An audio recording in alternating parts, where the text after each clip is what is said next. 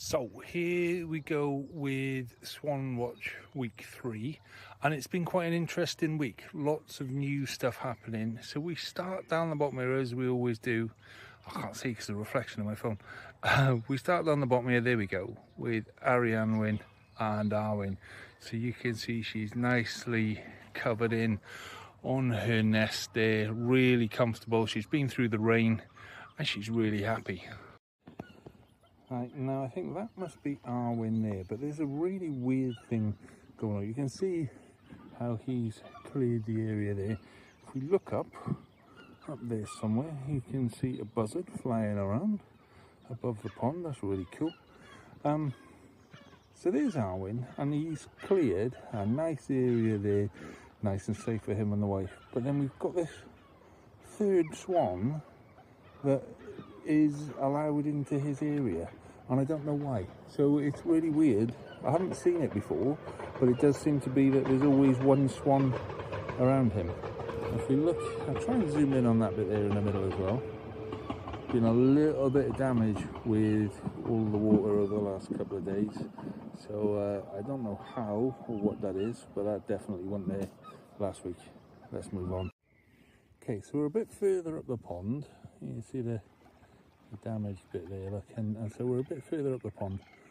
We've definitely got a couple there. Now I reckon that's couple E, Irene and Ellen, just because they were kind of in that area last week. But here's the issue we've got now, is we've got loads of swans all kind of grouping together, and if you look just to the right there, so there's a couple there that are kind of, so they've been trying to make a nest there for quite some time, and I'm not sure.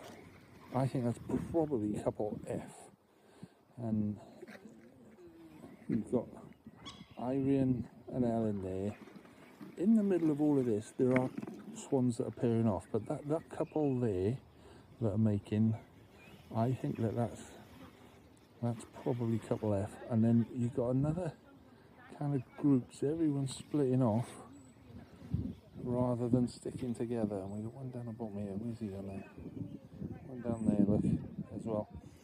So yeah, really interesting how this is all going to work out. At some point, most of those are just going to disappear further down the estuary, and we'll just be left with our couples.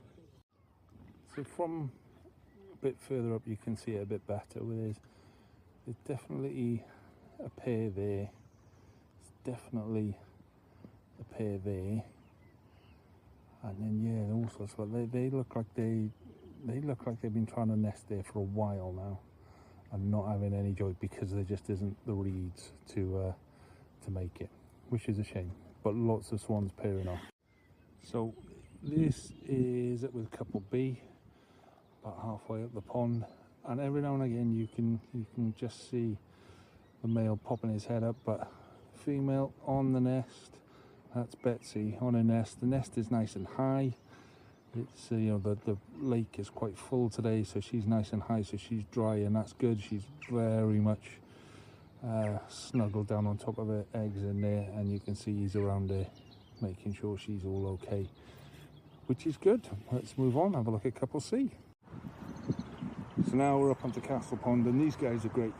These you can just sit here and watch these go past all day.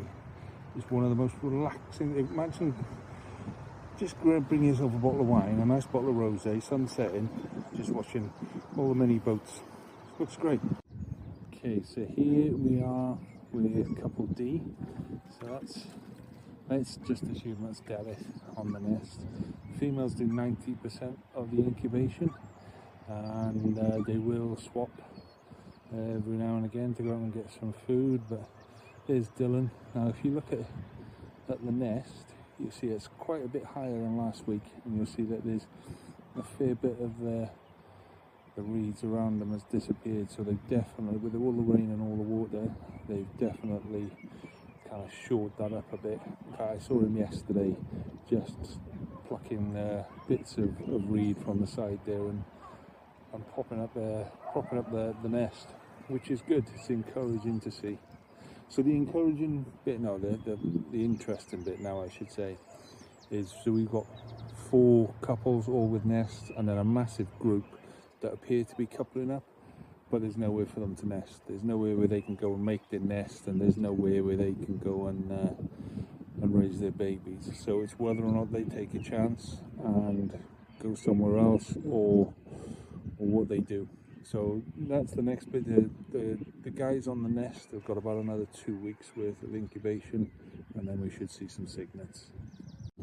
So that's Swanwatch week 3. Join us as always for week 4, which I say we're still a couple of weeks away from seeing cygnet, but it should be interesting to see what happens on the pond.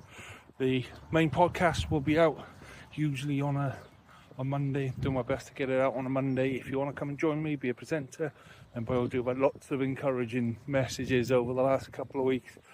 So take a chance, come and do some pods with me. You might find it. It's actually good fun. Cheers for now. Bye.